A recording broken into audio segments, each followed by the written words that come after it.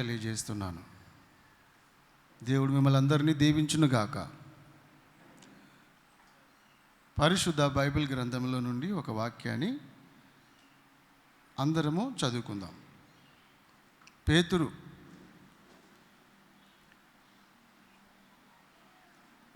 రాసిన మొదటి పత్రిక మొదటి అధ్యాయము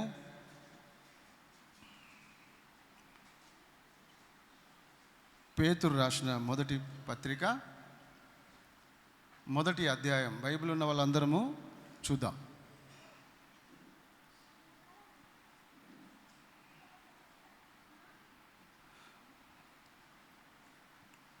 మొదటి అధ్యాయము 7వ వచనాన్ని ఒకసారి మనందరం కలిసి చదువుకుందాం. నశించిపోవు సువర్ణము అగ్ని పరీక్ష వలన శుద్ధపరచబడుచున్నది కదా, దానికంటే అమూల్యమైన మీ విశ్వాసం ఈ శోధనల చేత పరీక్షకు నిలిచినదై యేసుక్రీస్తు ప్రత్యక్షమైనప్పుడు మీకు మెప్పును మహిమయు ఘనతయు కలుగుటకు కారణమగును. Praise the lord. ప్రార్థన చేద్దాం. పరలోకపు తండ్రి, ఈ లేఖనం ద్వారా నాతో మాట్లాడండి ప్రభు, మాతో మాట్లాడండి, మా అందరితో మాట్లాడండి, మమ్మల్ని బలపరచండి, నీ రాజ్యము కొరకు మమ్మల్ని సిద్ధపరచండి.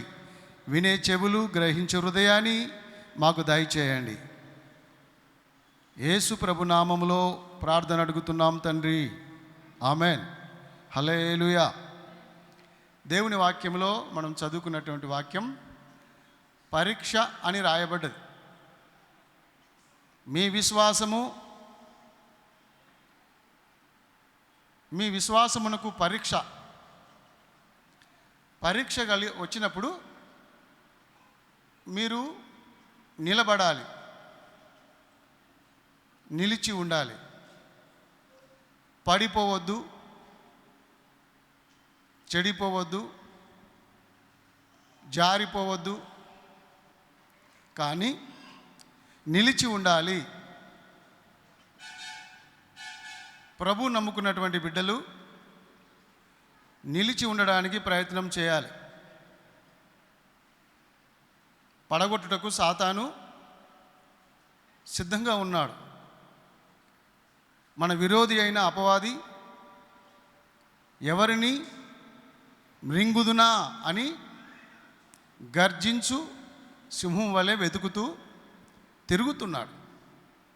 ఎవరు బలహీనంగా ఉంటారో వాళ్ళని పడేస్తాడు. కాబట్టి బలంగా ఉండడానికి మనం ప్రయత్నం చేయాలి, నిలబడాలి. పరీక్షలు వచ్చినప్పుడు మనం గెలవాలి. మీ విశ్వాసము ఈ శోధనల చేత పరీక్షకు నిలిచినదైతే, చూసారా, మనము పరీక్ష పెట్టినప్పుడు మనం గెలవాలి, నిలవాలి. మరి పరీక్షలో కొంతమంది ఫెయిల్ అవుతారు, కొంతమంది పాస్ అవుతారు. పరీక్ష లేకుండా ఉన్నత చదువులు లేవు. పరీక్షలు ఉంటేనే పై చదువులకు వెళ్ళడానికి వీలవుతుంది. పరీక్షలు రాస్తూ, పాస్ అవుతూ, పరీక్షల్లో గెలుస్తూ మనం ముందుకెళ్ళవలసిన అవసరం ఉంది. మనకు ప్రభువుని నమ్ముకున్నాము కదా, సరిపోయింది కాదు. మనకు పరీక్షలు వస్తాయి అప్పుడప్పుడు. మన ఆత్మీయ జీవితంలో అప్పుడప్పుడు పరీక్షలు వస్తాయి. మనం పరీక్షింపబడుతుంటాం, శోధింపబడుతుంటాం. శ్రమలలో కొన్నిసార్లు మనం శోధింపబడుతుంటాం. ఆ శోధనలో కూడా, ఆ శ్రమలలో కూడా మనం నిలిచి ఉండాలి. కష్టాలు వస్తాయి, కన్నీరు వస్తుంది, నష్టాలు వస్తాయి, సమస్యలు వస్తాయి. అడుగడుగున ఆటంకములు, సంకటములు ఏర్పడినప్పుడు వాటిని మనం జయిస్తూ నిలబడి ఉండాలి, ముందుకు నడవాలి, ముందుకు సాగిపోవాలి. విశ్వాస ప్రయాణం, విశ్వాస పడవ. మన ఆత్మీయ జీవితం ఎలాంటిదంటే, ఒక భక్తుడు అన్నాడు, సముద్రంలో పడవ లాంటిదే. సముద్రంలో పడవ నడుస్తున్నప్పుడు ఎన్నో గాలి తుఫానులు ఎదురవుతాయి. భయంకరమైనటువంటి గాలి తుఫానులలో పడవ ప్రయాణము కొనసాగాలి, ఆవలికి వెళ్ళాలి, ఆ దరికి వెళ్ళాలి. అదే విశ్వాసం. బహుజాగ్రత్తగా ప్రయాణం చేయాలి.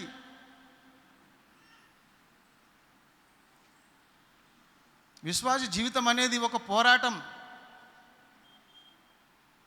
ఎలాంటిది? విశ్వాస ప్రయాణము, విశ్వాస యొక్క జీవితము, ఆత్మీయ జీవితము ఒక పోరాటం. రోజు మనం పోరాడాలి, గెలవాలి. ఎప్పటి వరకు పోరాడాలి? పరలోకంలో చేరే వరకు, మన జీవితాన్ని ముగించే వరకు, గొంతిలో ప్రాణం ఉన్నంత వరకు మనం పోరాడుతూనే ఉండాలి. సమస్యలతో, శోధనలలో, శ్రమలలో మనము నిలిచి ఉండాలి. అన్నీ బాగానే ఉంటాయిలే, ప్రభుని నమ్ముకుంటే అనుకోవద్దు. అమ్మా, దేవుడు నిన్ను పైమెట్టి ఎక్కించడానికి, దేవుడు నిన్ను పరలోకానికి తీసుకెళ్ళడానికి కొన్ని పరీక్షలు మన జీవితంలో కలుగుతుంటాయి. ఆత్మీయ జీవితము ఒక యుద్ధం అంట. యోబు గ్రంథం 7వ అధ్యాయం మొదట్లో ఉంది, మీరేం చదవద్దు. కానీ అక్కడ ఏం రాయబడిందంటే, ఈ లోక జీవితము, నరుల జీవిత కాలము యుద్ధం లాంటిది కాదా అన్నాడు యోబు. ఎలాంటిదంట మన జీవితము? పరుగు పందెము, ఆత్మీయ యుద్ధము, విశ్వాస ప్రయాణము. ఎలాంటిది తెలుసునా? పరుగు పందెం లాంటిది. మనం పరుగులో ఉన్నాము, మనము అలయక పరిగెత్తాలి. కూర్చున్నామా, ఫెయిల్. పడుకున్నామా, ఫెయిల్. పరుగు పందెంలో ఉన్నవాడు కూర్చోవచ్చునా? పరుగు పందెంలో ఉన్నవారు నిద్రించవచ్చునా? నిర్లక్ష్యంగా ఉండవచ్చునా? అశ్రద్ధగా ఉండవచ్చునా? కాదు. మనం మెలకువగా ఉండి మన ప్రయాణాన్ని, ఈ పరుగు పందాన్ని కడముట్టించుకోవాలి. పౌలు భక్తుడు అందుకే అన్నాడు, నా విశ్వాసం కాపాడుకుంటుని, నా పరుగు, చెప్పండి, నా పరుగు మధ్యలో ఆపేస్తిని అన్నాడా? కొంతమంది పరుగు మధ్యలో ఆగిపోతాయి.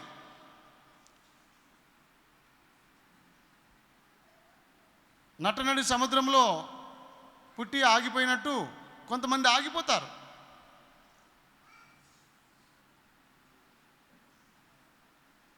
కాబట్టి మన ఆత్మీయ జీవితము ఒక యుద్ధం లాంటిదని మనం తెలుసుకోవాలి.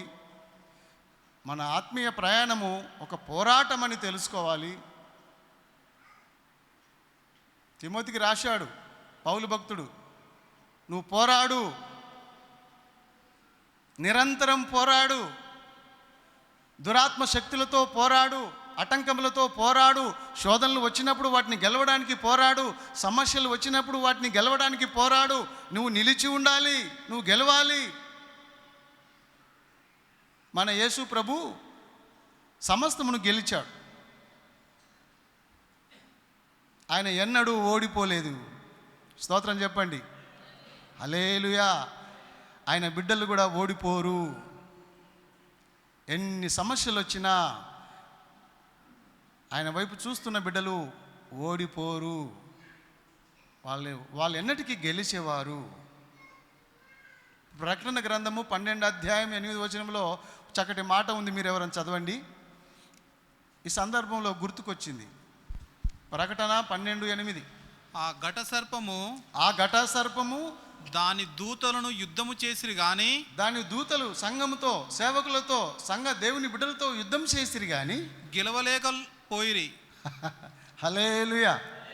గెలవలేకపోయిరి. సాతాను ఓడిపోయాడు, వాని దూతలు ఓడిపోయారు, దేవుని బిడ్డలే గెలిచారు. స్తోత్రం చెప్పండి. ఎన్నటెన్నటికీ మనము గెలవాలి, నిలవాలి, నడవాలి. పరుగు పందెంలో మనం గెలవాలి. ఈ యుద్ధ భూమిలో మనం ఉన్నాం, గెలవాలి. గెలుస్తారా? యుద్ధం చేస్తారా? పోరాటం చేస్తారా? పరలోకంలో చేరడానికి మనం పోరాటం చేయాలి.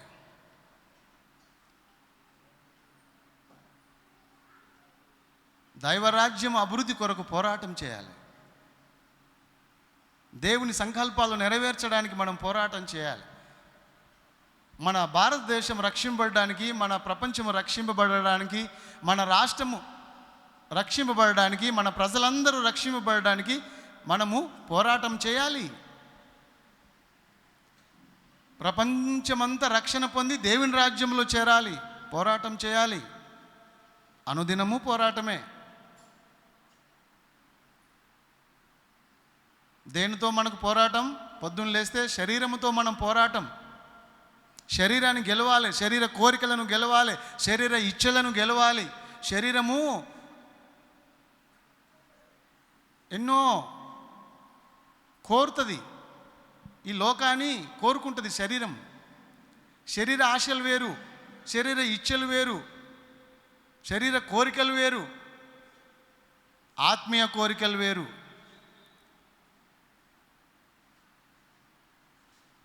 ఆత్మీయులు ఆత్మ విషయముల మీద మనసు ఉంచుదురు, శరీరానుసారులు శరీర విషయాల మీద మనసు ఉంచుదురు, ఆత్మానుసారులు ఆత్మ విషయముల మీద మనసు ఉంచుదురు. ఆత్మీయులకు శరీర సంబంధులు, ప్రకృతి సంబంధులు. ఈ లోకంలో 3 గుంపులు ఉన్నారట. ఒక గుంపు ఆత్మీయ సంబంధమైంది, ఒక గుంపు శరీర సంబంధమైంది, మరొక గుంపు ప్రకృతి సంబంధమైంది. 3 గుంపులు. మనం ఏ గుంపులో ఉన్నామో ఒకసారి మనం పరిశీలన చేసుకుంటూ ఈ ఆత్మీయ జీవితాన్ని ముందుకు కొనసాగించాలని నేను కోరుతున్నా. దేవునికి స్తోత్రం కలుగును గాక. హల్లెలూయా. యేసుప్రభుని నమ్ముకుంటే సుఖం కాదు. నమ్మి బాప్తిసం పొందిన ప్రతి బిడ్డ సుఖంలో పడడు. దేంట్లో పడతాడు?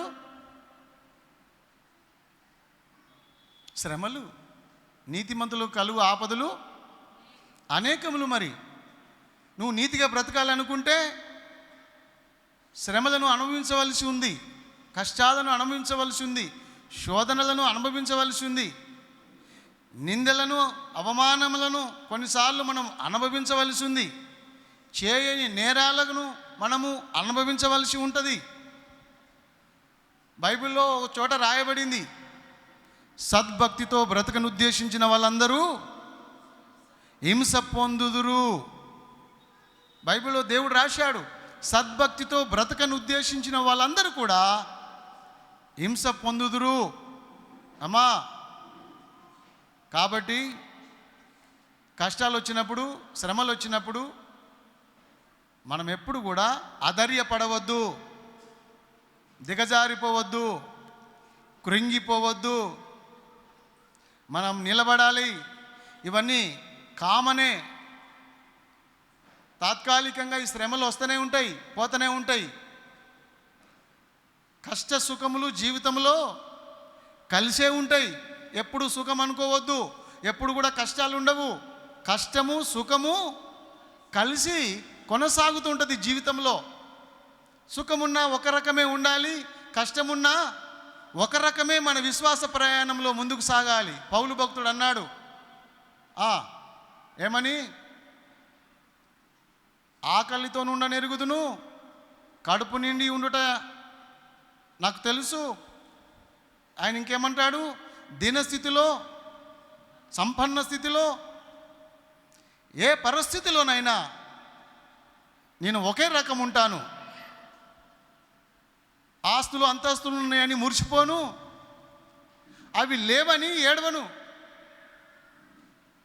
అవి ఉన్న ఒకటే, లేకున్న ఒకటే. తాత్కాలికమైనటువంటి జీవితం, విశ్వాస ప్రయాణం. మనం ముందుకు సాగాలి. హల్లెలూయా. మన ఆత్మీయ తండ్రి అయిన అబ్రహాం భక్తుడు ఏమన్నాడు తెలుసునా?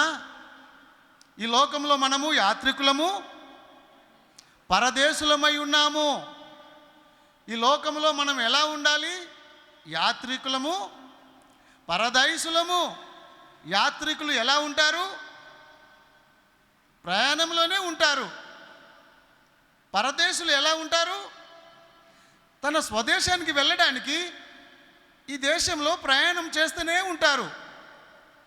పరదేశులు అంటే అర్థమైంది, ఈ దేశ వాసులు కారు, పరదేశ వాసులు, పరదేశానికి సంబంధించినటువంటి వాళ్ళు విశ్వాసులు. కాబట్టి ప్రయాణం చేస్తూ ఉండాలి. వారు ఏ దేశం నుండి వచ్చిరో ఆ దేశమును జ్ఞాపకమందు ఉంచుకున్న ఎడల మరలా ఆ దేశంలో ప్రవేశించడానికి వీలు కలుగును అని ఎబ్రీ పత్రికలో భక్తుడు రాశాడు. మన దేశం పరలోకం. స్తోత్రం చెప్పండి. దానికోసమే మనం ప్రయాణం చేయాలి. దానికోసమే ఈరోజు మనం ప్రభుని నమ్ముకున్నాం, బాప్తిస్మము పొందుకున్నాం, పేరు మార్చుకున్నాం. ఒక సాక్షిగా జీవిస్తూ ప్రభు బిడ్డగా మనకు ముందుకు వెళ్ళవలసినటువంటి అవసరము మనందరికీ ఉన్నది. ఇది యుద్ధ భూమి. విశ్వాస ప్రయాణం ఎలాంటిది? యుద్ధ భూమి, రంగస్థలం. ఏమంటారు దీన్ని? చెప్పండి. రంగస్థలమే కదా. రంగస్థలం, యుద్ధ భూమి. ఇది పోరాటం, ఆత్మీయ పోరాటం. ఇది పరుగు పందెం. దీంట్లో మనము విసుకక, సోలిపోక, సొమ్మసిల్లిపోక, దిగజారిపోక ధైర్యముతో ముందుకు అన్నిటినీ జయిస్తూ, లోకాన్ని జయిస్తూ, శరీరాన్ని జయిస్తూ, సాతాన్ని జయిస్తూ ముందుకెళ్ళవలసినటువంటి అవసరము మనందరికీ ఉన్నది. ప్రియమైన దేవుని బిడ్డలారా, స్తోత్రం చెప్పండి. ప్రతిదానికి మనం కృంగిపోవలసిన అవసరం లేదు. మనం గెలవాలి. సాతాను వాని దూతలు దేవుని బిడ్డలతో యుద్ధం చేసిరు కానీ వాళ్ళు గెలవలేరు. యేసు రక్తమే జయం, యేసు నామమే జయం, శిలువ రక్తమే జయం. హల్లెలూయా. ఒక ఆయన కానుకలు తీసిండు. ఏమని కానుకలు తీసిండు నాకు చెప్పిండంటే, బియ్యం అన్నం వండుకుంటేప్పుడు బియ్యం తీశారంట, పిడికాడు. యేసు రక్తమే జయం అని ఒక పిడికాడు తీసి పక్కకు పెట్టిరు. శిలువ రక్తమే జయం అని మళ్ళీ ఒక పిడికాడు తీసి పక్కకు పెట్టిరు.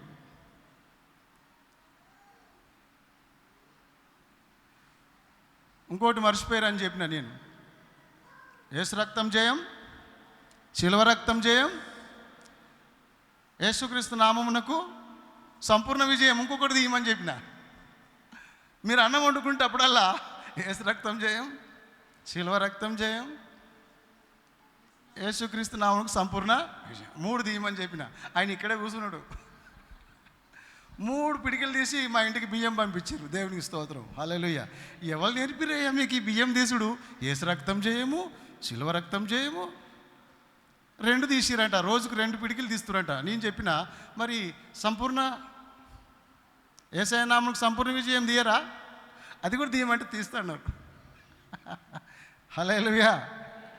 మంచిదే, పాపం వాళ్ళ విశ్వాసం మంచిదే.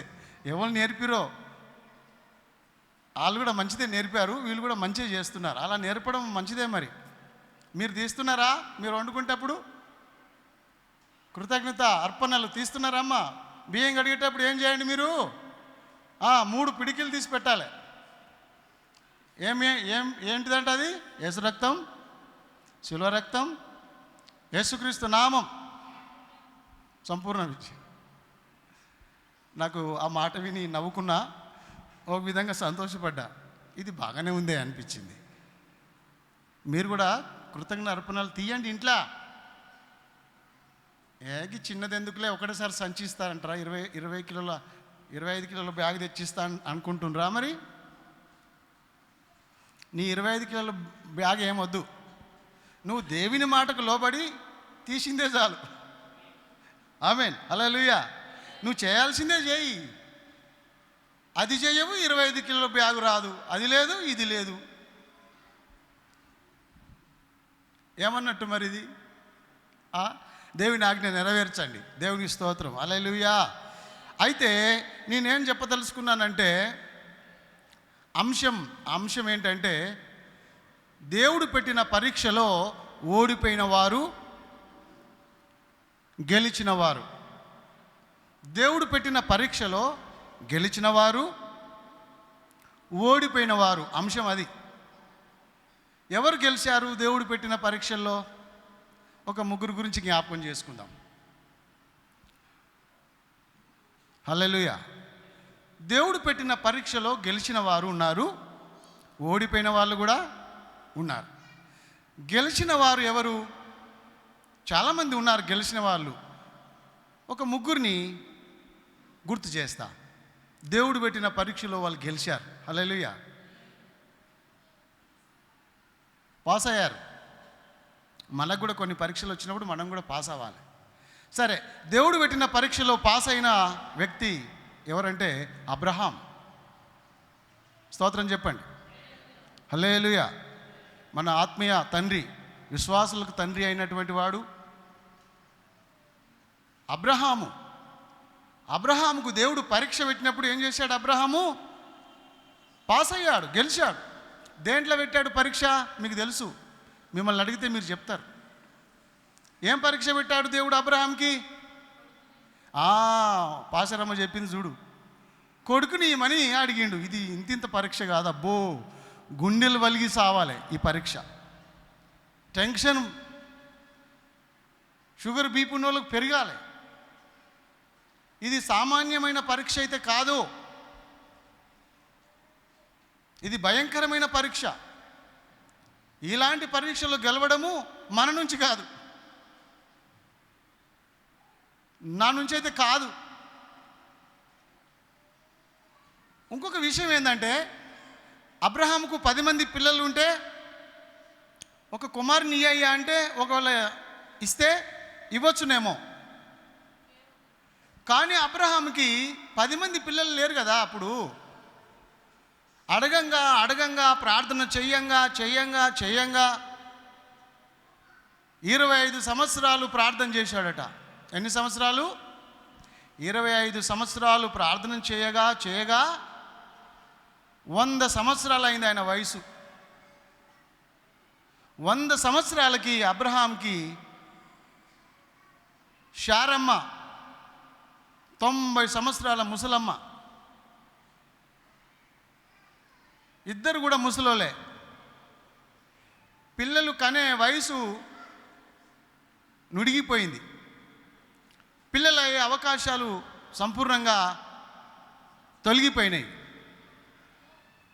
అట్లాంటి సమయంలో దేవుడు అబ్రహాం గారికి ఒక కుమారునిచ్చాడు. ఆ కుమారునిచ్చిన తర్వాత దేవుడు అడిగాడు, అబ్రహామా, ఒక్కడైన నీ కుమారుని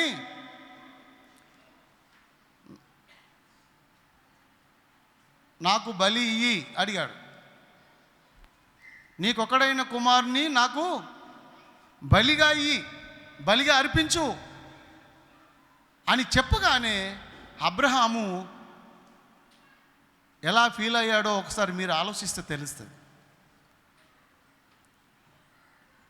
ఆయన ఎలాగా ఫీల్ అయ్యాడో ఆ టైంలో, ఆ దేవుని మాట విని, ఏంటి ప్రభు మీరేమడుగుతున్నారు? నా గొర్రె మందని అడిగితే గొర్రె మందలు ఇస్తుంటి కదా,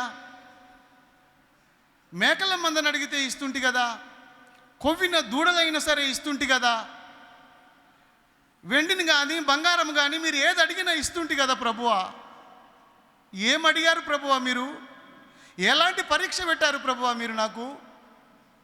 ఈ పరీక్షలో ఎవరైనా గెలుస్తారా ప్రభువా? ఎంత ఆయన టెన్షన్గా ఫీల్ అయ్యాడో ఒక్కసారి మనం ఆ స్థానంలో ఉండి ఆలోచిస్తే ఎంతో కొంత మనకు అర్థమవుతుంది. తండ్రి బాధ.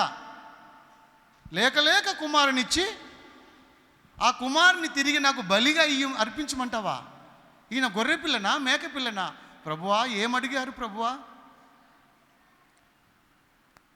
ధనం అడిగితే ఇస్తుంటి కదా ప్రభువా, డబ్బులు అడిగితే ఇస్తుంటి కదా, గొర్రె మేకలు ఏది అడిగినా ఇస్తుంటి కదా, చివరికి నా ప్రాణం అడిగినా ఇస్తుంటి కదా. నా ప్రాణం అడిగినా నేను సంతోషంగా హ్యాపీగా ఇస్తుంటి. కానీ లేక ఒక కుమారునిచ్చి ఆ కుమారుని నాకు బలిగా అర్పించమని అడిగారే, నేనేం చేయాలి? మనమైతే ఏం చేస్తాం చెప్పండి? క్షమించు ప్రభువా, నేను ఇయ్యలేను, నా నుంచి కాదు, ఒక్కడై ఉన్న నా కుమారుని నీకు బలిగా ఇయ్యమన్నావే, నా నుంచి కాదు, నేను ఇయ్యలేను అంటాం మనమైతే. కానీ అబ్రహాము అలా అనకుండా, మారు మాట చెప్పకుండా, దేవుడు చెప్పిన మాట ప్రకారంగా కుమారుని తీసుకొని మోరియా పర్వతం దగ్గరికి వెళ్ళి ఆ పర్వతములలో ఒకదాని మీద బలిపీఠాన్ని పేర్చి కుమారుని చేతులను వెనుకకు కట్టేసి, కాళ్ళను చేతులను కట్టేసి బలిపీఠం మీద పెట్టి కత్తి తీసి చంపబోయాడు. హల్లెలూయా. చదవండి ఒకసారి ఆ వాక్యం చదువుకుందాం మనందరం. ఆదికాండం 22వ అధ్యాయం. ఆదికాండం 22వ అధ్యాయము మొదటి 2 వచనాలు చదువుదాం. అందరూ కలిసి చదువుకుందామా? ఆ సంగతులు జరిగిన తర్వాత, ఆదికాండం 22 మొదటి నుంచి చదువుకుందాం. 18 వచనాల వరకు ఉంది ఈ స్టోరీ. చదవండి. ఆ సంగతులు జరిగిన తర్వాత దేవుడు అబ్రహామును పరిశోధించెను.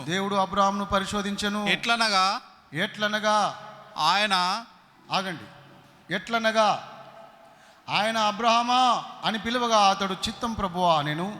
అప్పుడు ఆయన, నీకు ఒక్కడై ఉన్న నీ కుమారుని అనగా నీవు ప్రేమించు ఇస్సాకును తీసుకొని మోరియా దేశమునకు వెళ్ళి అక్కడ నేను నీతో చెప్పబోవు పర్వతములలో ఒకదాని మీద దానబలిగా అతని నాకు అర్పించమని చెప్పాను. తెల్లవారినప్పుడు అబ్రహాము లేచి తన గాడిదకు గంతగట్టి తన పనివారిలో 2 తన కుమారుని అగు ఇస్సాకును వెంటబెట్టుకొని దానబలి కొరకు కట్టెలను చీల్చాడంట. మొద్దులుంటాయి కదా. ఏంటి పరీక్ష? అబ్రహాంకి గొడ్డలు తీసుకొని మొద్దులను నరికాడు. మొద్దులను నరుకుతున్నప్పుడు ఆయన ఆలోచన ఏమైంది తెలుసునా?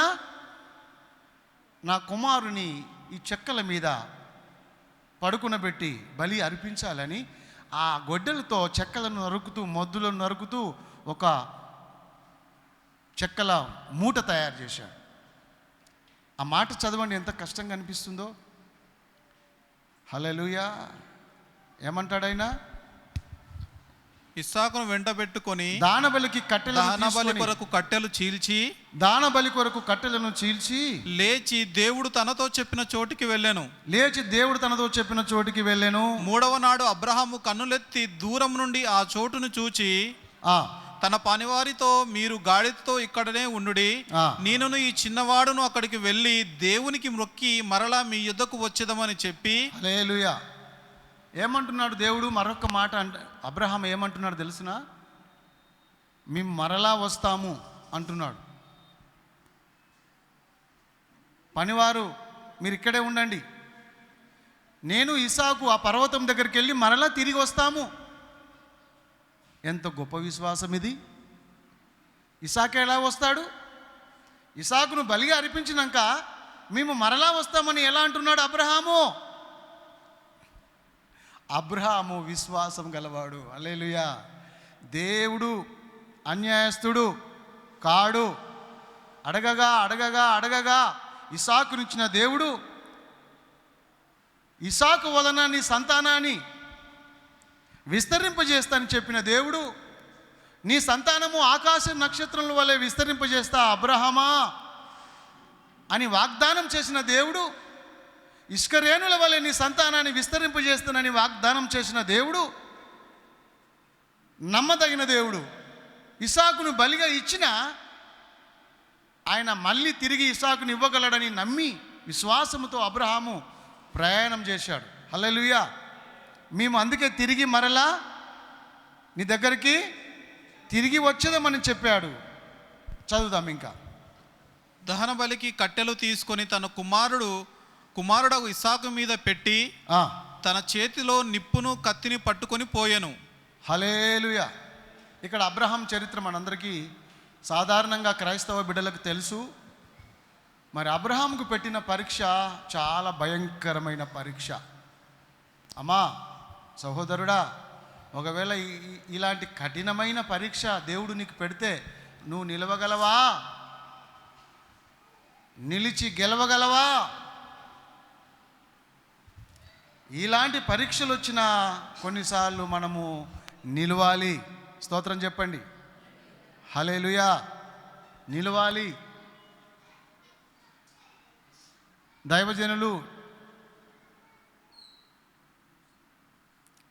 డిజిఎస్ దినాకరయ్య గారు, ఆయనకు ఒక కుమార్తె, ఒక కుమారుడు, మంచి దైవజనుడు, మన భారతదేశానికి మొదటి ప్రవక్తగా ఆయన వచ్చాడు. అంటే హైదరాబాద్కి ఆయన వచ్చినప్పుడు గొప్ప గొప్ప క్రూసేడ్లు మీటింగ్లు జరిగేటివి, ఉజ్జీవ కూడికలు జరిగేటివి. ఆ కూడికకు మేము వెళ్ళేవాళ్ళం. ఆయన అప్పుడు సాక్ష్యం చెప్పేవాడు. సేవకి వెళ్తున్న సమయంలో కారు యాక్సిడెంట్ అయి తన బిడ్డ అక్కడికక్కడే చనిపోయింది. బిడ్డ వయసు వచ్చిన బిడ్డ యాక్సిడెంట్లో చనిపోయినప్పుడు ఆ తండ్రి బాధ వర్ణనాతీతం. ఆ దినాకరయ్య గారు అప్పుడప్పుడు ప్రతి ప్రసంగంలో గుర్తు చేసేవాడు, నా బిడ్డ సేవలో వెళుతున్నప్పుడు యాక్సిడెంట్ అయి చనిపోయింది, అయినా సరే నేను దేవుని సేవ విడిచిపెట్టలేదు. నన్ను పిలిచిన దేవుడు నమ్మదగినవాడు. నా బిడ్డ నా సేవలో చనిపోయినా నేను సేవ మానేయను. మనమైతే అంటమేమో, దేవుడా నువ్వు ఉన్నావా లేవా, నువ్వు చూస్తున్నావా చూస్తలేవా, నీకు కండ్లు ఉన్నాయా లేవా, నువ్వు చేతులు ముడుచుకొని కూర్చున్నావా, ఇంత ఆపతొస్తే ఇంత కష్టం వస్తే ఆదుకోవా అంటాం. మనం ప్రశ్నలు వేస్తాం, దేవుని ప్రశ్నిస్తాం. ఏమా దేవుని ప్రశ్నిస్తాం మనం అప్పుడప్పుడు. కొన్నిసార్లు దేవుని నిలదీసి అడుగుతారు కొంతమంది. దేవుడు నాకు ఏం మేలు చేయలేదని అనేస్తారు కొంతమంది. దేవుని మీద నిందేస్తారు కొంతమంది. ఆయనను శోధిస్తారు కొంతమంది. ఆయన్ని బాధిస్తారు. కానీ దినాకరయ్య గారు అలా అనలేదు. అబ్రహాము తనకు ఒకడైన కుమారుని, తాను ప్రేమించిన కుమారుని దేవునికి బలిగా అర్పించేశాడు. మనకుందా అలాంటి త్యాగం? ఇలాంటి పరీక్షలో మనం గెలుస్తామా? అమ్మా ఇంతకంటే పెద్ద పరీక్షలు ఉంటాయా చెప్పండి. దేవునికి స్తోత్రం కలుగును గాక. అబ్రహాము నిలబడ్డాడు, నిలిచాడు, గెలిచాడు. పరీక్షలో అతడు పాస్ అయ్యాడు. మనకు కూడా ఆత్మీయ జీవితంలో, ఈ పరుగు పందెంలో, ఈ పోరాటంలో, ఈ ఆత్మీయ యుద్ధంలో కొన్నిసార్లు ఆటంకాలు జరిగినప్పుడు, సమస్యలు వచ్చినప్పుడు, శ్రమలు వచ్చినప్పుడు, సహోదరుడా ఆపదలు వచ్చినప్పుడు, కష్టాలు వచ్చినప్పుడు, నష్టాలు వచ్చినప్పుడు వాటిని మనము జయించాలి.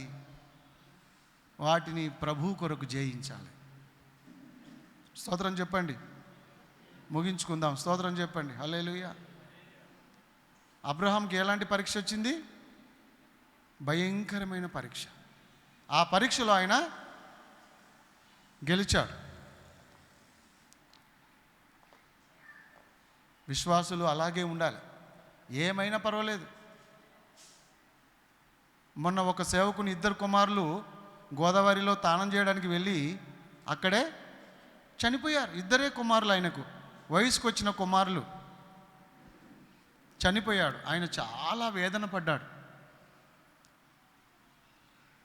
ఆయనకు 2 కుమారులు, ఆ కుమారులే ఆయనకు సర్వం. దేవుడి తర్వాత ఆ కుమారులే. కానీ 2 కుమారులు ఒకేసారి చనిపోవడము భయంకరమైన పరిస్థితి. ఆయన అంటున్నాడు, అయినా నేను దేవుని సేవ వదలను, నేను దేవుని కొరకే బ్రతుకుతాను, ఏమైనా సరే. పరీక్షలు వస్తాయి మన జీవితంలో, ఏమేం పరీక్షలు వస్తాయో తెలియవు. ఏదొచ్చినా మనం నిలబడాలి. ఆమేన్, హల్లెలూయా. ఏమి జరిగినా సరే నిలబడాలి. దేవుడు ఏ పరీక్ష పెట్టినా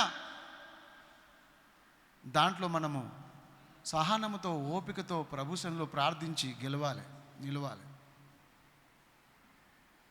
అబ్రహాం గెలిచాడా లేదా? చెప్పరేంటి? సైలెంట్గా కూర్చున్నారు. ఇంటికి వెళ్దామని. ఎప్పుడు ఇంట్లోనే కూర్చుంటారు కదా, వారంకి ఒకసారి 2 గంటలు కూర్చోవచ్చుగా. అబ్రహాం గెలిచాడా? చెప్పండి, గట్టిగా చెప్పండి అవ్వా. ఏమయ్యా బ్రదర్స్, మనము గెలవాలి. మనకు కూడా వస్తాయి చిన్నవి, పెద్దవి కూడా రావచ్చు. అయితే ఒక వాక్యంలో, బైబిల్లో ఒక వాక్యం ఉంది, శక్తికి మించిన శ్రమలు రానియని అన్నాడు దేవుడు. శక్తికి మించిన శ్రమలు అయితే నీకు ఆయన రానియడు. దేవునికి స్తోత్రం చెప్పండి. ఏమా, మీరు వెనకాల కూర్చోండి, ఓకేనా? మాట్లాడుకుంటూ వాళ్ళందరూ వెనక కూర్చోవాలి. అబ్రహాం గెలిచాడు. ఇంకొక ఆయన కూడా గెలిచాడు. ఎవరు? యోసేపు. ఓకే, యోబు లాస్ట్ కాబట్టి యోబు గ్రంథం ముందా, ఆదికాండం ముందా? ఆదికాండం ముందు కదా. కాబట్టి ఆ ఆదికాండంలో ఉన్న అబ్రహాం అయిపోయాడు. ఇప్పుడు యోసేపు గెలిచాడు. అబ్రహాము కుమారుని విషయంలో గెలిచాడు. యోసేపు శోధన, స్త్రీ విషయంలో అతడు గెలిచాడు. పరీక్ష, ఆయన కూడా ఓ పరీక్ష, భయంకరమైన పరీక్ష. ఈ రోజుల్లో చాలామంది అక్కడనే పడిపోతున్నారు. అగ్ని పరీక్ష లాంటిది ఈ పరీక్ష కూడా. ఒకసారి చూడండి ఆదికాండంలో, ఎక్కడ చూడండి ఒకసారి. ఆదికాండము 39 చూడండి. 39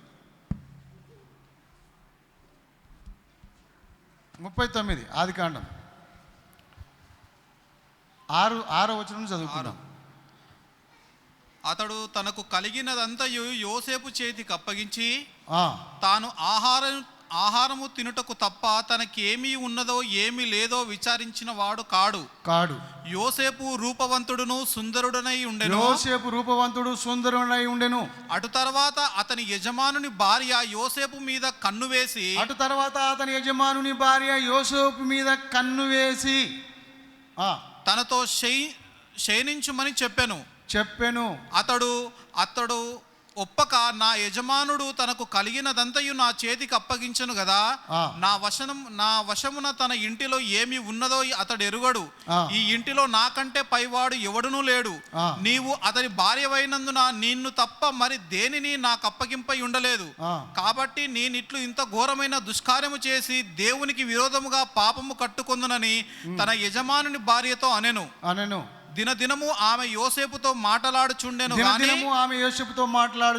గాని అతడు ఆమెతో శయనించుటకైనను ఆమెతో నుండుటకైనను ఆమె మాట విన్నవాడు కాడు. హల్లెలూయా. ఎన్ని ప్రయత్నాలు చేసినా, ఎన్ని ముచ్చట్లు పెట్టినా, తీయటి మాటలు పలికినా, యోసేపు నువ్వెంత మంచోడు అబ్బాయి, సుందరుడు, అందగాడు అని ఎన్ని పొగిడినా, దినదినము ముచ్చటించిందంట ఆమె. దినదినము యోసేపుని శోధించిందంట. ఒక్కసారి కాదు ఇది, ప్రతిదినము యోసేపును శోధించింది, ప్రతిదినము ముచ్చటించింది. నాతో పాపం చేయమని అడిగింది. కానీ ఇంకా కింద వచనంలో ఏం రాయబడి చూద్దాం. అట్లుండగా ఒకనాడు అతడు తన పని మీద ఇంటి లోపలికి వెళ్ళినప్పుడు ఇంటి మనుషులలో ఎవరు అక్కడ లేరు. అప్పుడు ఆమె అతని వస్త్రము పట్టుకొని తనతో శయనింపుమని చెప్పగా, ఇక మాటలకు లొంగుతలేడు ఇతడని అతని వస్త్రమును పట్టుకొని లాగినప్పుడు అతడు తన వస్త్రమును ఆమె చేతిలో నుంచి విడిచిపెట్టి తప్పించుకొని బయటికి పారిపోయాను. హల్లెలూయా. తన వస్త్రమును వదిలించుకొని తప్పించుకొని పారిపోయాను. ఉన్నారా ఇలాంటి పురుషులు, నీతిమంతులు? తప్పించుకొని పారిపోయే పురుషులు ఉన్నారా? ఈమె సామాన్యమైన లేడీ కాదు. మరి ఈమె ఎవరు? దేశానికి రాజు భార్య, రాణి, అందాల రాణి. రోడ్ల పూట తిరిగే పనికి మాలింది కాదు. ఒక దేశానికి రాని, ఒక ఉన్నతమైనటువంటి ఈ స్త్రీ ప్రతిరోజు ముచ్చట పెట్టినా, ఆయన ఎంత శోధించినా, చెయ్యి బట్టి లాగినా, బట్ట బట్టి లాగినా పరిశుద్ధతను కాపాడుకొని ఆ పరీక్షలో గెలిచి దైవ దీవెనలు పొందిన జోసెఫ్. స్తోత్రం చెప్పండి, హల్లెలూయా. ఉన్నారా ఇలాంటి పుణ్య పురుషులు? ఉప్పు కపురంబు ఒక పోలికనే నుండు, చూడగా దాని రుచులు వేరు. రాలే పద్యం? చూడ రుచులు జాడ వేరయ్య. ఉప్పు కపురంబు ఒక పోలిక నుండు, చెప్పండి. ఉప్పు కపురంబు ఒక పోలిక నుండు, చూడగా రుచులు వేరు. పురుషులలో పుణ్య పురుషులే వేరయ్యా. విశ్వవంత యేసు వినురదాస్. హల్లెలూయా. పురుషులలో పుణ్య పురుషులే వేరు. పురుషులలో కొన్ని రకాల పురుషులు ఉంటారంట, పనికి మాలిన పురుషులు కూడా ఉంటారు. స్త్రీలలో 4 రకాలు ఉంటారంట. 4 రకాలైన స్త్రీలు ఉంటారు. ఈరోజు వాళ్ళ గురించి చెప్పను, తర్వాత చెప్తా. పురుషుల్లో 4 రకాలు, స్త్రీలలో 4 రకాలు. ఈ స్త్రీలలో మంచి స్త్రీ ఎవరంటే పద్మిని. మంచి స్త్రీ ఎవరు? పద్మిని మంచి స్త్రీ. శంకిని ఉంటుంది, బో గెలవలేం.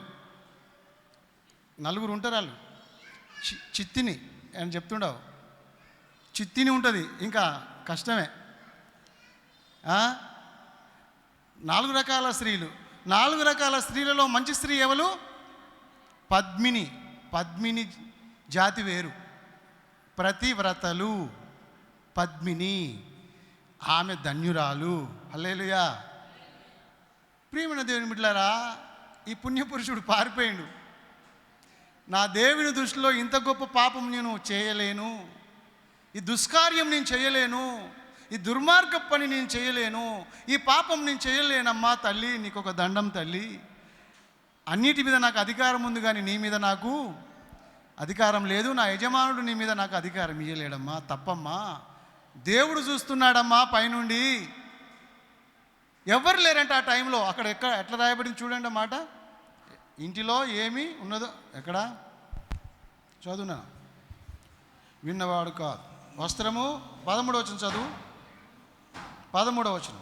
అతడు తన వస్త్రమును ఆమె చేతులలో విడిపించి తప్పించుకొని పోవుట ఆమె చూచినప్పుడు తన ఇంటి మనుషులను పిలిచి, చూడుడి, అతడు మనల్ని ఎగతాళి చేయుటకు ఒక ఎబ్రీని మన యొద్దకు తెచ్చి ఉన్నాడు.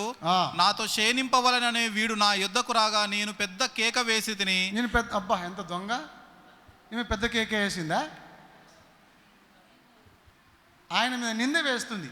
నా మాట వినవారా, నిన్ను పట్టిస్తా. అందుకే ఆడపిల్లల రాజ్యం ఉంది ఇప్పుడు. మగవాణి ఏదైనా చేయగలరు వాళ్ళు అనుకుంటే. ప్రభుత్వం వాళ్ళ చేతిలో ఉంది. మరి ఏం చేస్తాం చెప్పు. నన్ను గిట్లా హింసిస్తుండయా, గిట్లా కొడుతుండయా, గట్లా చేస్తుండంటే అయిపోయా. మగ పిల్లలని తీసుకుపోయి ఈ పంత వల్ల కొడతారు. ఆమె చెప్తే కథం. ఈ పోలీస్ స్టేషన్ వాళ్ళకు సహకరించినందువల్ల మరి వాళ్ళు కూడా చాలా రెచ్చిపోతున్నారు మన మహిళా లోకం. అమ్మా మీరు రెచ్చిపోకండి, అన్యాయం మాట్లాడకండి, అపనిందలు వేయకండి పురుషుల మీద. ఆమె ఏమని నిందేస్తుంది తెలుసునా? విడిచిపెట్టి తప్పించుకొని నేను బిగ్గరగా కేక వేయుట వాడు విని, నేను బిగ్గరగా కేక వేయుట వాడు విని నా దగ్గర తన వస్త్రంను విడిచిపెట్టి తప్పించుకొని బయటికి పారిపోయినని వారితో చెప్పి. ఎంత ఇది నిజమే అంటారా మీరు? ఏయ్యా బాజాయినా, ఇది నిజమే అంటావా? ఆమె కేక వేసిందా? ఎంత ఘోరం, ఎంత అబద్ధం సాక్ష్యం పోలీస్ స్టేషన్లా ఇది ఎంత అబద్ధ సాక్ష్యం చెప్పి మోగోని కొట్టిపిస్తున్నారు చెప్పండి. అన్యాయం మాటలు చెప్పి అబద్ధాలు చెప్పి ఈ పంత వాళ్ళు కొట్టిపిస్తారా? ఇది మీకు న్యాయమేనా? స్త్రీల సమాజమా, మహిళా లోకమా? నీ మాట వింటే ఒకటి, వినకపోతే మరొకటా? నువ్వు చెప్పినట్టు వింటేనేమో మంచిది, నువ్వు చెప్పినట్టు వినకపోతే ఈ పలగొట్టిపిస్తావు. అబద్ధాలు చెప్పి ఈ పలగొట్టిపిస్తారు. ఇప్పుడు ఆమె అబద్ధాలు చెప్తుంది, కేక వేయలేదు, ఏమీ వేయలేదు. ఇంకా 16వ వచనం. అతని యజమానుడు ఇంటికి వచ్చే వరకు అతని వస్త్రము తన దగ్గర ఉంచుకొనెను. అప్పుడు ఆమె తన భర్తతో ఈ మాటల చొప్పున చెప్పెను, నీవు మన యొద్దకు తెచ్చిన ఆ హెబ్రిదాసుడు నన్ను ఎగతాళి చేయుటకు నా యొద్దకు వచ్చెను. నేను బిగ్గరగా కేక వేసినప్పుడు వాడు తన వస్త్రము నా దగ్గర విడిచిపెట్టి తప్పించుకొని బయటికి పారిపోయినను. చూసారా ఎంత అబద్ధ సాక్ష్యం చెప్పిందో భర్తకి? అప్పుడు యోసేపుని పోలీస్ స్టేషన్లో వేసి ఈ పంత వాళ్ళ కొట్టిరు, భయంకరంగా కొట్టిరు యోసేపుని. యేసు ప్రభుని ఎలాగ చిత్రహింస పెట్టిరో ఆ రోజు యోసేపు ఈపు కూడా అలాగనే వలగొట్టిరు. యోసేపుకు ఇన్ని శ్రమలు రాలే, పాపం అన్నదమ్ముల వలన శ్రమలే. అన్నదమ్ములు కలిసి అతని బావిలో వేశారు, నీళ్ళు లేని బావిలా కొట్టిర్రు. ఆయన వస్త్రాలని, యోసేపు వస్త్రాలను తీసుకున్నారు. చివరికి యోసేపుని అమ్మేశారు. వాళ్ళు తీసుకుపోయి ఇంకోళ్ళకి అమ్మేశారు. చివరికి ఫరో అనే ఐగుప్తు రాజు కొనుక్కుండు. వాళ్ళ ఇంట్లోనేమో ఈ శోధన. ఆయనకు అడుగడుగున శోధనలే, అడుగడుగున ఆటంకములే, సమస్యలే, శ్రమలే. మీరు అనుకుంటుర్రా సుఖమని? ఇది అగ్ని పరీక్ష. ఏం పరీక్ష? నీ జీవితంలో కూడా కొన్ని అగ్ని పరీక్షలు వచ్చినప్పుడు ప్రార్థన చేసుకో, నమ్మకంగా ఉండు, దేవుడు నిన్ను దీవిస్తాడు. దేవుని వైపు చూడు, మనుషుల వైపు చూడకు. మనుషులు అన్యాయం చేస్తారు, దేవుడు న్యాయం చేస్తాడు. సరే, ఇప్పుడు యోసేపు గెలిచాడా ఓడిపోయిందా? గెలిచాడు. హల్లెలూయా. జాగ్రత్త, నువ్వు గెలవాలి, నువ్వు పడిపోవద్దు. లోకంలో నువ్వు పడిపోవద్దు, పాపంలో పడిపోవద్దు. జాగ్రత్త. యోబు కూడా మనం ఆలోచిస్తాం. యోబు గ్రంథంలో మనం చూసినట్లయితే, యోబు గ్రంథము 1వ అధ్యాయము 21వ వచనం, 21, 22 వచనాలు రెండు చూస్తే, నేను నా తల్లి గర్భము నుండి దిగంబరినై వచ్చి తిని, నేను నా తల్లి గర్భం నుండి దిగంబరినై వచ్చి తిని, దిగంబరినై అక్కడికి తిరిగి వెళ్ళేదను, దిగంబరినై నేను అక్కడికి తిరిగి వెళ్తాను. యెహోవా ఇచ్చెను, యెహోవా తీసుకొని పోయెను, యెహోవా ఇచ్చెను, యెహోవా తీసుకొని పోయెను. యెహోవా నామమునకు స్తుతి కలుగును గాక. చదువు. ఈ సంగతులలో ఏ విషయం నందు యోబు ఏ పాపము చేయలేదు, దేవుడు అన్యాయము చేసెనని చెప్పలేదు. ఆమేన్. యోబు ఏ పాపం చేయలేదు, దేవుడు అన్యాయం చేశానని. మరి యోబుకు జరిగిన శ్రమలు మీకు తెలుసుగా. ఎన్ని శ్రమలు వచ్చినాయి ఆయనకు? గొర్రెలు చచ్చిపోయినాయి, ఒంటెలు చచ్చిపోయినాయి, ఆయనకున్న పశువులన్నీ, గాడిదలు అవన్నీ చనిపోయినాయి, సేవకులు చనిపోయారు, పంటలు కాలిపోయినాయి, ఇల్లు కూలిపోయింది, ఇంట్లో ఉన్న పిల్లలు చనిపోయారు, ఆరోగ్యం క్షీణించింది, భార్య దూరం అయిపోయింది. అన్ని బాధల కంటే ఏ బాధ గొప్పది చెప్పండి మీరు? పంటలు కాలిపోయినాయి, గొర్రె మేకలు చచ్చిపోయినాయి, గాడిదలు చచ్చిపోయినాయి, బిల్డింగ్ కూలిపోయింది, పిల్లలు చచ్చిపోయారు, ఆరోగ్యం క్షీణించింది, చివరికి భార్య ఇడిచిపెట్టింది. ఈ బాధలో ఏ బాధ గొప్పది చెప్పండి? త్వరగా చెప్పండి, టైం లేదు. మళ్ళీ పాలరాజుకి బాగా తెలుసు అది. భార్య విడిచి వెళ్ళిపోతే అంతకంటే గొప్ప బాధ ఇక ప్రపంచంలో. మా పాలరాజు చూడండి ఎలా చెప్పాడో. పిల్లలు చచ్చిపోయినా, 10 మంది పిల్లలు చచ్చిపోయారు, ఆస్తులన్నీ పోయినాయి, ఇల్లు కూలిపోయింది, పంటలు కాలిపోయినాయి, ఆరోగ్యం క్షీణించిపోయింది. భార్య విడిచిపెట్టిపోయింది. ఏ బాధ గొప్పది చెప్పండి? మా పాలరాజు చెప్పింది వాస్తవమే, నేను కూడా అదే చెప్తా. హల్లెలూయా. అందరూ వదిలితే వదిలిరేమో, కానీ భార్య వదిలిపెట్టి వెళ్ళిపోయింది అనుకో, అంతకంటే నరకము మరొక నరకము లేదండి, లేదు. భార్య భర్తల అనుబంధము అలాంటిది, మరి గొప్పది. భర్త ఇడిచిపెట్టిపోయినా, భార్య ఇడిచిపెట్టిపోయినా అది భయంకరమైనటువంటి నరకం. దానికి మించినంత బాధ లేదు. అదే బాధ పెద్దది అనుకుంటే, కడుపున పుట్టిన పిల్లలు చనిపోయారు, ఆస్తులు పోయినాయి, అంతస్తులు పోయినాయి. అన్నిటికంటే గొప్ప భాగ్యం, అన్నిటికంటే భాగ్యం ఏది? ఆరోగ్యం పోయింది. ఆరోగ్యమే మహాభాగ్యం. హల్లెలూయా చెప్పండి, స్తోత్రం చెప్పండి. ఆరోగ్యమే మహాభాగ్యం. ఆ ఆరోగ్య భాగ్యం కూడా పోయింది. అన్నీ పోయినాయి యోబుకి. అన్నీ నష్టపోయాడు యోబు, అన్నీ నష్టపోయాడు. కానీ యోబు లాంటి భక్తుడు మరొక ఆయన లేడు. మరి ఉన్నాడా? మొదటి అధ్యాయం మొదటి వచనంలో ఉంది, యోబు అంత భక్తుడు. ఊజు దేశమునందు యోబు అను ఒక మనుషుడు ఉండెను. అతడు యథార్థవర్తనుడు, న్యాయవంతుడై దేవుని యందు భయభక్తులు కలిగి చెడుతనము విసర్జించిన వాడు. అలాంటి వాడు ఊజు దేశమందే లేడు. యోబు లాంటి పరమభక్తుడు ఆ దేశమందే లేడు. గొప్ప ధనవంతుడు యోబు. 8-9 వచనాలు చూసినట్లయితే గొప్ప ధనవంతుడుగా ఉన్నాడు అతడు యథార్థవర్తనుడై న్యాయవంతుడనై దేవుని యందు భయభక్తులు కలిగి చెడుతనమును విసర్జించిన వాడు. భూమి మీద అతని వంటి వాడెవడునూ లేడు. బాబా, భూమి మీద అతని వంటి భక్తుడే లేడు. ఇంత మంచి భక్తునికి శ్రమలు రావచ్చా? నాకెందుకు వచ్చినాయి అంటావు నువ్వైతే. ఒక జ్వరం వస్తే చాలు నీకు. మొన్న పాపం సామ్యుయల్ కొడుకుకి అపెండిక్స్ వచ్చి చాలా ఏడ్చారు వాళ్ళు. ఫోన్లో చాలా ఏడ్చారు. సామ్యుయల్ బాగా ఏడ్చాడు, సువార్త ఏడ్చింది. మనం పోయిన ఆదివారం ఆయన కొరకు ప్రార్థన చేసినాం కదా, స్తోత్రం చెప్పండి. కానీ దేవుడు ఆపరేషన్ సక్సెస్ చేసి కుమారుని ఇంటికి తీసుకొచ్చాడు. దేవునికి స్తోత్రం. ఆ టైంలో వాళ్ళు ఎంతో ఏడ్చారు, ఎంతో బాధపడ్డారు. మేము కూడా వాళ్ళతో బాధపడ్డాం, ప్రార్థన చేసినాం, దేవుడు కృప చూపించాడు. దేవుని బిడ్డలారా, ఒక్కసారి మనం ఆలోచించుకోవాలి. మన జీవితంలో ఏది ఏమైనా సరే,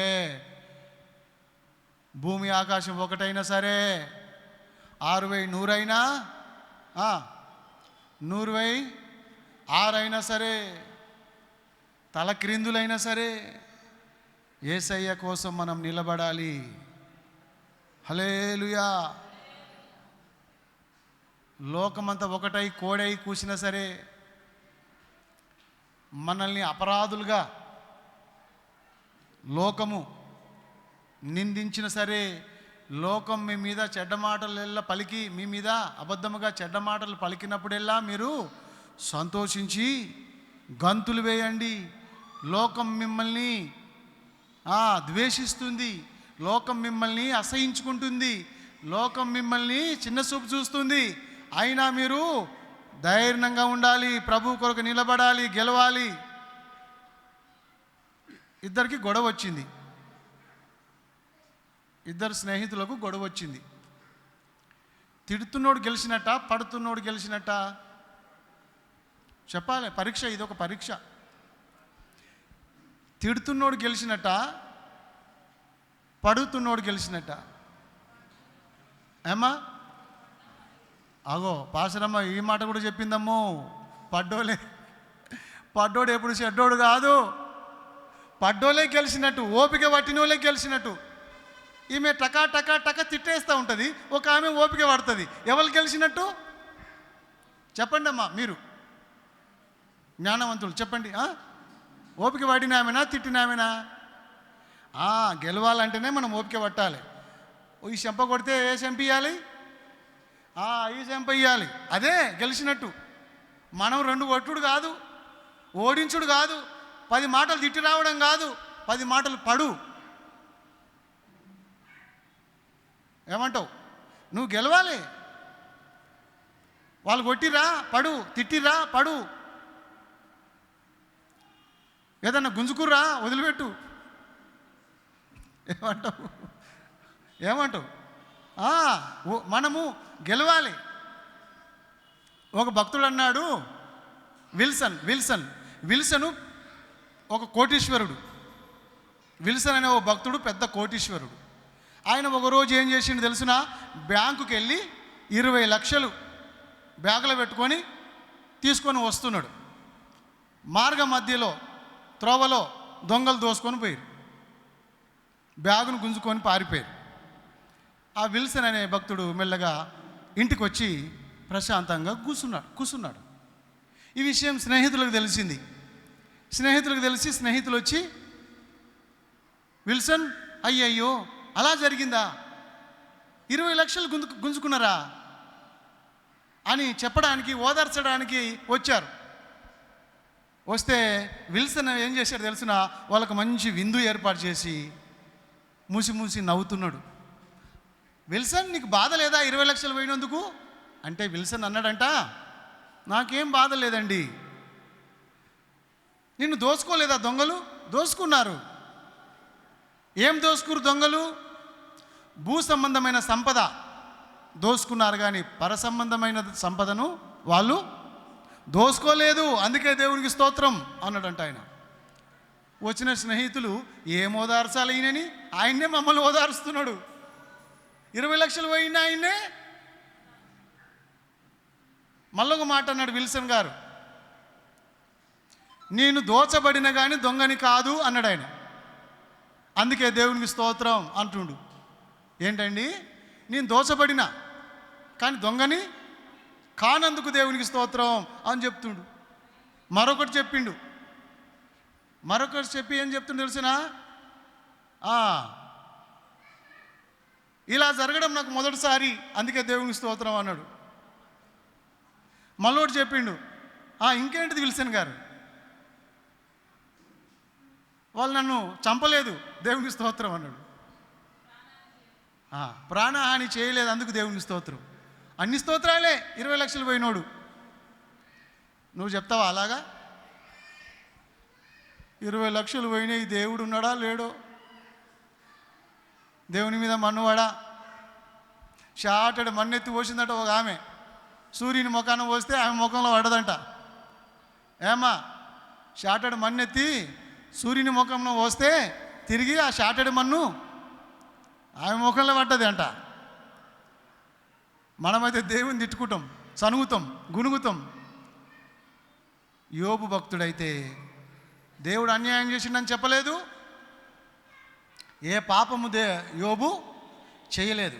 యోబు భక్తి విషయంలో గెలిచాడు. హల్లెలూయా. యోసేపు స్త్రీ విషయంలో గెలిచాడు.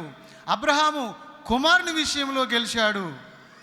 ఇంకా చెప్పాలంటే చాలామంది గెలిచిన వాళ్ళు. దానియేలు, షడ్రకు, మేషకు, అబేద్నెగో వాళ్ళు గెలిచారు, నిలబడ్డారు శోధనలలో. ఇక ఓడిపోయిన వాళ్ళు 2-3 చెప్పి ముగించేస్తారు త్వరగా. వీళ్ళు గెలిచిన వాళ్ళు మస్తుర్లే. ఓడిపోయిన వాళ్ళు ఎవరు చెప్పండి? ఎవరు ఓడిపోయారు? గెలిచిన వాళ్ళ గురించి విన్నాం కదా. ఓడిపోయిన వాళ్ళకి 2-3 వాళ్ళు ఎవరు చెప్పండి? మొదట ఆమె మీ అందరూ తెలుసు, ఆదాం అవ్వలు ఏం చేసిరు? గెలిచిరా ఓడిపోయిరా? జీవవృక్ష ఫలం విషయంలో దేవుడు వాళ్ళకి జీవవృక్ష ఫలం ఇస్తున్నాడు.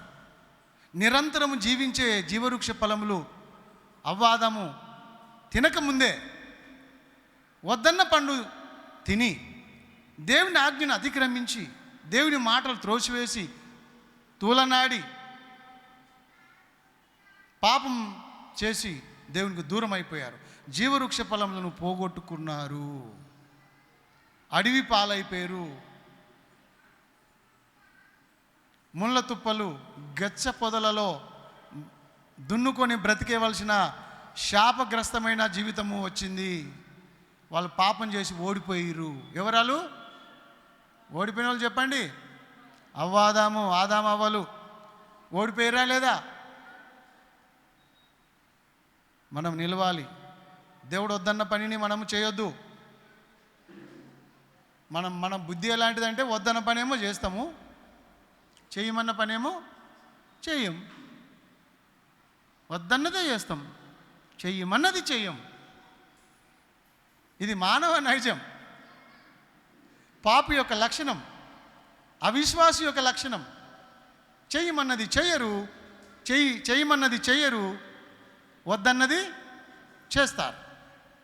తాగకరా తమ్మి అంటే వాడు తాగుతూనే ఉంటాడు. స్మోకింగ్ వద్దురా, నరకానికి వెళ్ళిపోతావు. డ్రింక్ వద్దురా, మత్తు పదార్థాలు వద్దురా తమ్మి అంటే వాడు తాగుతూనే ఉంటాడు. ఇక వాడు ఎవడి మాట వినడు. నరకం వెళ్ళిదాకా తెలుస్తుంది అప్పటిదానికి. ఆహా, ఎంత మంచిగా కాలుతుంది నరకం ఇది.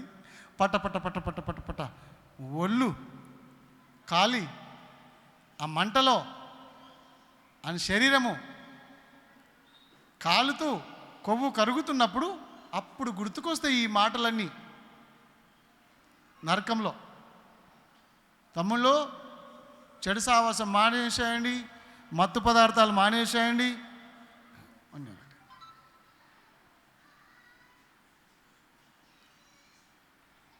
అవాదం ఓడిపోయారు. ఇంకొక ఆయన ఓడిపోయాడు, ఆయన పేరు సంసోన్. సంసోన్ ఏం చేసిండు?